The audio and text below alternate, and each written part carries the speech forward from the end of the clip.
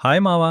ముందుగా అందరికీ ఉగాది శుభాకాంక్షలు. ఉగాది అంటే తెలుగువారికి కొత్త సంవత్సర ప్రారంభం. ఈ రోజు నుంచి కొత్త ఆశలు, కొత్త లక్ష్యాలు, కొత్త ప్రారంభాలు మొదలవుతాయి మావా. ఉదయం లేవగానే ఇంటి ముందు ముగ్గులు వేస్తారు. తలకి నూనె రాసుకుని స్నానం చేస్తారు. కొత్త బట్టలు వేసుకుంటారు. తర్వాత దేవుడికి పూజ చేసి పంచాంగం వినడం చాలా ముఖ్యమైన సంప్రదాయం. ఇప్పుడు అసలు విషయం మావా. ఉగాది రోజున తప్పకుండా చేసే ఒక స్పెషల్ డిష్ ఉంది. ఉగాది పచ్చడి. ఇది కేవలం ఒక వంటకం కాదు మావా, మన జీవితానికి ఒక సింబల్. ఇందులో 6 రకాల రుచులుంటాయి. తీపి, చెదు, పులుపు. ఈ 6 రుచులు మన జీవితంలో ఉండే సుఖం, దుఃఖం, కోపం, ఆశ్చర్యం, భయం, ప్రేమ అన్నిటినీ సూచిస్తాయి.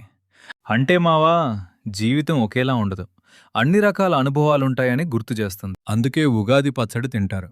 ఇది మనకు చెప్తుంది ఏ పరిస్థితి వచ్చినా మనసు స్ట్రాంగ్గా పెట్టుకుని ముందుకు వెళ్ళాలి అని. నువ్వు ఉగాది పచ్చడి తిన్నావా?